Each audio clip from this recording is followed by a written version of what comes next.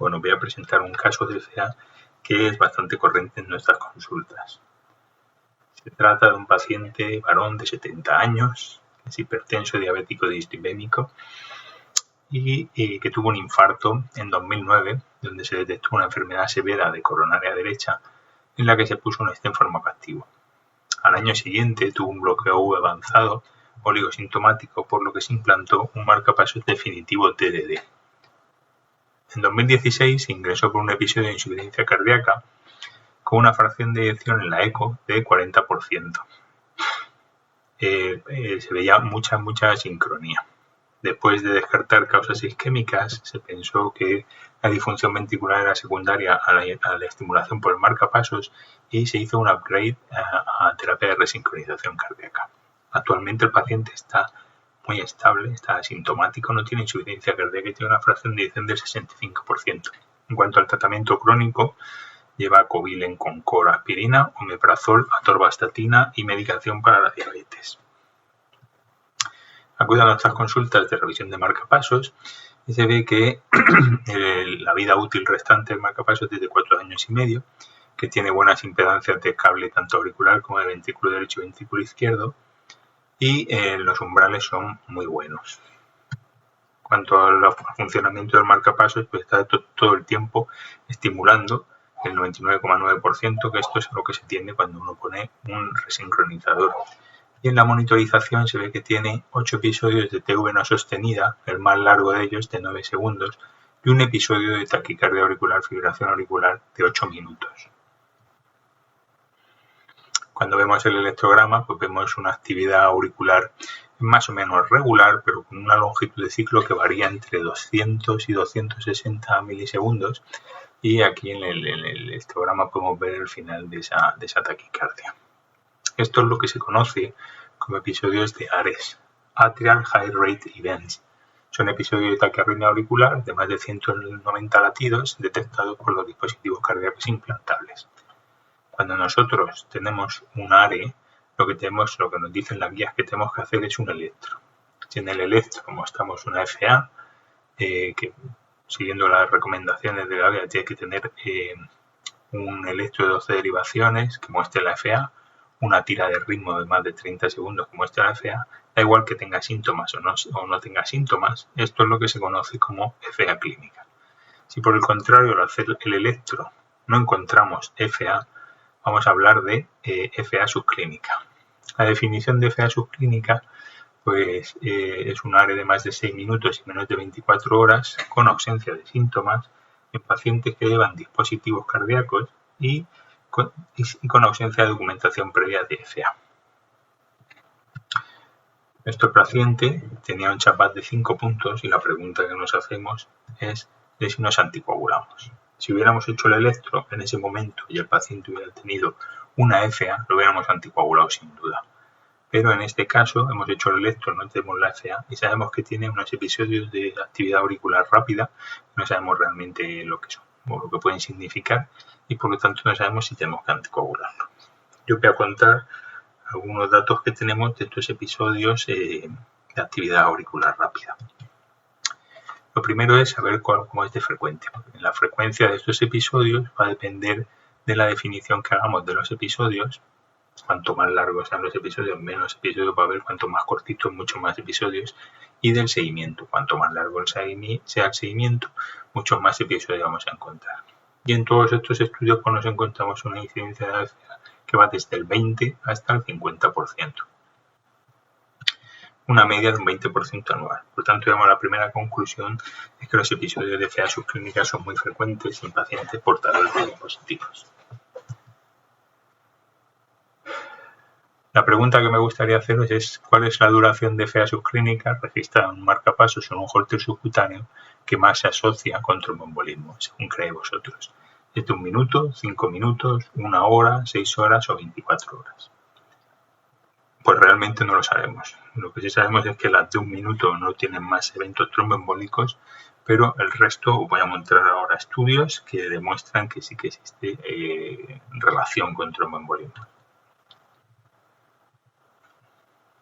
Este es el primer estudio que os presento, es del New England de 2012, es el estudio ASSERT, Estos eran pacientes de más de 65 años y con factores de riesgo a los que se le había implantado un dispositivo en los últimos 2 meses.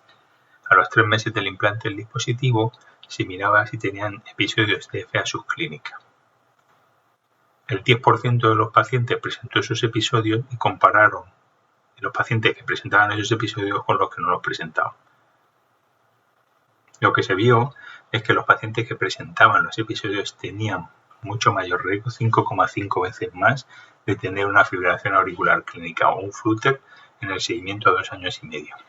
Al igual que tenían más riesgo de ACV isquémico o de embolismo sistémico, 2,5 veces más los pacientes que tenían las FA subclínicas que los que no las tenían. No es el único estudio, sino que tenemos muchos más. Y hemos pasado de una definición de 5 minutos a una de 24 horas, 5,5 horas, 3,8 horas y finalmente hemos terminado de nuevo en la de 6 minutos.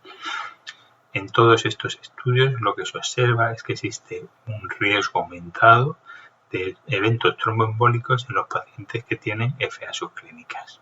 Lo que no existe es una relación lineal. Veis aquí los de 24 horas tienen 3 veces más riesgo que los de 5 minutos tienen incluso mayor riesgo. Lo que se sabe también es que el riesgo anual teniendo FA subclínica no es excesivamente alto, es del 1,9%, mayor que el de los pacientes que no tienen FA subclínica. Dentro del estudio ASER que os conté antes, este estudio me gusta porque nos muestra una cosa que es importante. En este estudio lo que hicieron fue separar a los pacientes en varios grupos, dependiendo de si no tenían FA subclínica, si tenían un total de 6 minutos a 6 horas de FA subclínica, de 6 horas a 24 horas o más de 24 horas. Y lo que vieron es que los pacientes que tenían menos de 24 horas, lo podemos agrupar en estos de aquí, no tenían mayor riesgo de tromboembolismo que los pacientes sin FA subclínica. Sin embargo, los que tenían más de 24 horas, en naranja, tenían mucho más riesgo que los pacientes que no tenían FA subclínica. Una cuestión importante que hemos visto que sí que existe mayor riesgo de tromboembolismo en los pacientes que tienen FA subclínica, pero lo que queremos ver es si realmente hay una relación temporal entre los pacientes que presentan FA subclínica y ACVs. Tenemos 3 estudios, el número de pacientes que tuvieron eventos en esos 3 estudios no es muy alto, pero lo que vieron es que la mitad, entre el 30 y el 50% de los pacientes tenían FA detectada antes del evento tromboembólico, pero mirad que sin embargo en los 30 días previos al evento tromboembólico la mayoría de ellos no habían tenido FA. Es decir, que no existe una relación temporal clara entre la FA subclínica y los tromboembolismos. Por lo tanto, lo que dicen las guías y muchos artículos que se han escrito alrededor de esto es que la presencia de FA subclínica parece más un marcador de riesgo para eventos isquémicos que la causa en sí misma. Pero al final anticoagulamos. ¿Y a quién anticoagulamos?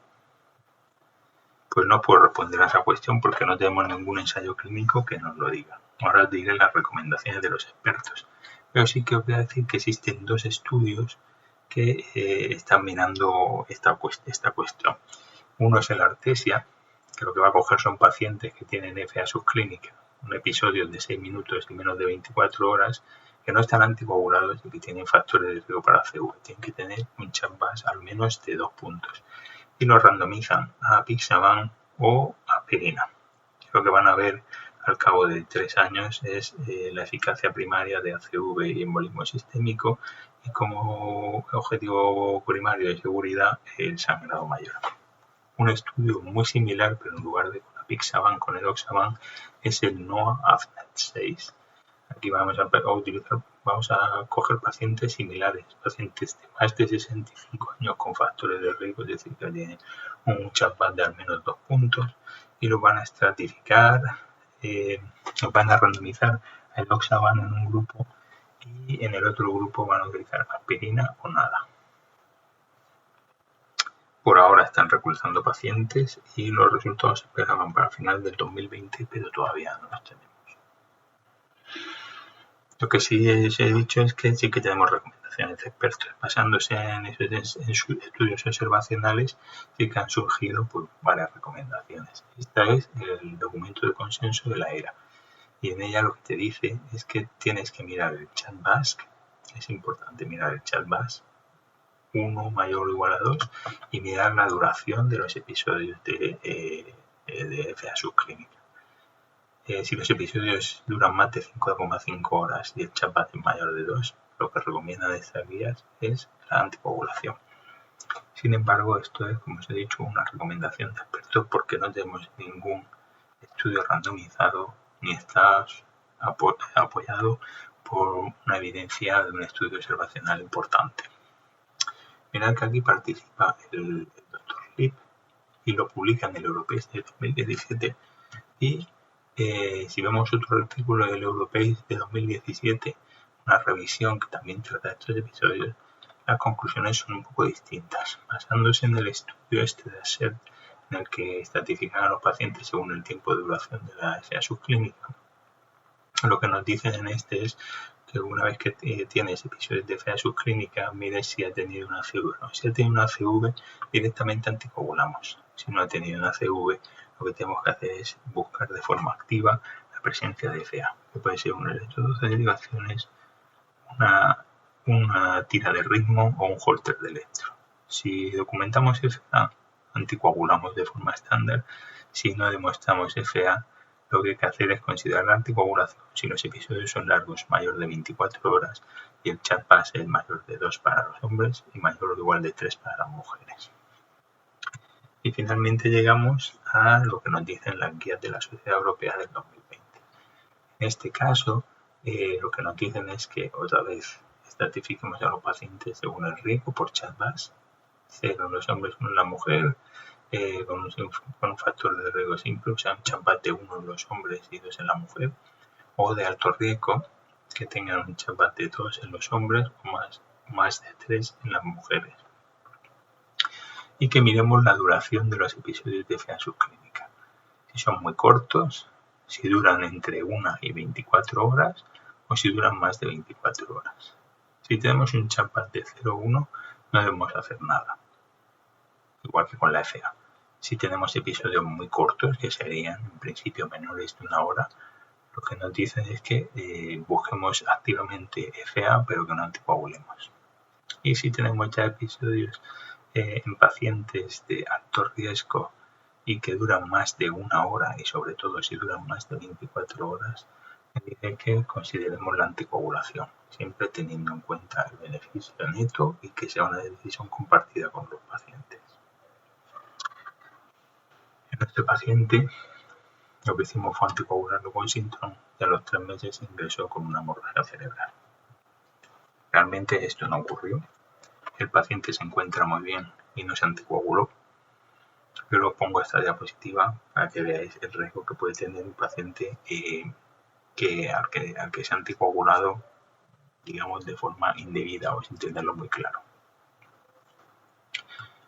Por fin llego a las conclusiones diciendo que la incidencia de fibrilación auricular está aumentando continuamente tanto en las formas clínicas como subclínicas, que la fibrilación auricular subclínica es muy frecuente, el 30-50% de los pacientes que llevan dispositivos cardíacos, que la fibrilación auricular subclínica es un predictor de fibrilación auricular clínica futura, que la fibrilación auricular subclínica de más de 5 minutos parece que tiene un mayor riesgo de accidente cerebrovascular y que en caso de que tengamos una fibrilación auricular subclínica tenemos que valorar el riesgo tromboembólico con el chat BASC, la carga rítmica con la duración y el número de episodios y dependiendo de esas dos variables decidir si sí o si no es anticoagula.